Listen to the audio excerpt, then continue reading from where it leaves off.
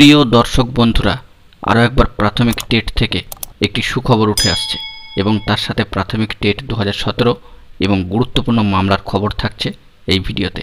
তাই অবশ্যই ভিডিওটিকে শেষ পর্যন্ত দেখে নেওয়ার প্রয়োজনীয়তা রয়েছে এবং চ্যানেলটিকে যারা সাবস্ক্রাইব করেননি এখনই সাবস্ক্রাইব করে সঙ্গে থাকুন। উঠে আসছে বন্ধুরা আরও একবার সুখবর, প্রাথমিক টেট 2014 থেকে বড় খবর, তৎসহ প্রাথমিক টেট 2017 থেকেও গুরুত্বপূর্ণ খবর আপডেট, পাশাপাশি মামলার একটি গুরুত্বপূর্ণ খবর। বন্ধুরা, আবারও প্রাথমিক টেট 2014 থেকে একটি সুখবর উঠে আসছে। প্রাথমিক টেট 2014 ও 2017 সালে টেট পাস সার্টিফিকেট ডাউনলোড করার ক্ষেত্রে নানা ধরনের সমস্যা দেখা যাচ্ছিল এবং সেক্ষেত্রে একটি সমস্যা হলো মোবাইল নাম্বারগত সমস্যা। এবং এই সার্টিফিকেট ডাউনলোড করার ক্ষেত্রে যাদের মোবাইল নাম্বার পরিবর্তন হয়েছে, অর্থাৎ আগের নম্বরটি নেই, তারা ওয়েবসাইটে গিয়ে মোবাইল নাম্বার পরিবর্তন করে নতুন একটি মোবাইল নাম্বার দিয়ে সার্টিফিকেট ডাউনলোড করবেন। এই সমস্যার কিন্তু সমাধান হয়ে গিয়েছে। অত্যন্ত গুরুত্বপূর্ণ খবর, যাদের ক্ষেত্রে প্রাথমিক টেট 2014 ও 2017 পাস, তাদের এই সার্টিফিকেট ডাউনলোড সংক্রান্ত সমস্যার কিন্তু সমাধান হয়েছে।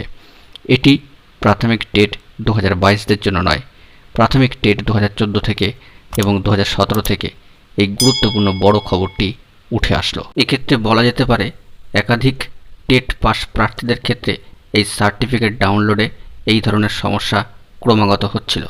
পর্ষদের সদর্থক এবং যুদ্ধকালীন তৎপরতায় এই সমস্যার কিন্তু সমাধান হয়েছে এবং মোবাইল নাম্বারটি পরিবর্তন করে সার্টিফিকেট কিন্তু ডাউনলোড হচ্ছে। বলা যেতে পারে এক কথায় 2014 ও 2017 টেট পাসদের ক্ষেত্রে সার্টিফিকেট ডাউনলোডের ক্ষেত্রে এটি একটি গুরুত্বপূর্ণ খবর।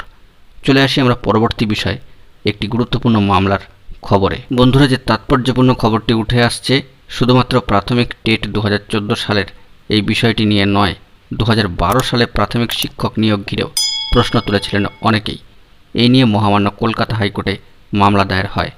যদিও 2011 সালে টেট দুর্নীতি নিয়ে করতে যাওয়া এই ধরনের মামলা দেরির জন্য খারিজ করে দিয়েছেন মহামান্য কলকাতা হাইকোর্টের সম্মানীয় বিচারপতি অভিজিৎ গঙ্গোপাধ্যায় মহাশয়। বন্ধুরা, যে বিষয়টি জানা যাচ্ছে আরও, যে প্রাথমিকের শিক্ষক নিয়োগ দুর্নীতি নিয়ে দায়ের হওয়া এই মামলাটি খারিজ করে দিয়েছেন মহামান্য কলকাতা হাইকোর্টের সম্মানীয় বিচারপতি।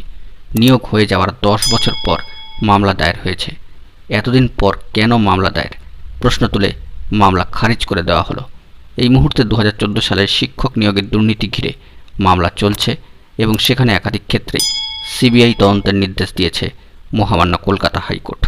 এরই মাঝখানে এরকমই একটি মামলা খারিজ করে দিলেন সম্মানীয় বিচারপতি অভিজিৎ গঙ্গোপাধ্যায় মহাশয়। অত্যন্ত গুরুত্বপূর্ণ কয়েকটি খবর আপডেট উঠে এলো। বন্ধুরা, এখন এটুকুই। সকলে ভালো থাকবেন ও চ্যানেলটিকে এখনই সাবস্ক্রাইব করে নিয়ে সঙ্গে থাকবেন। ধন্যবাদ।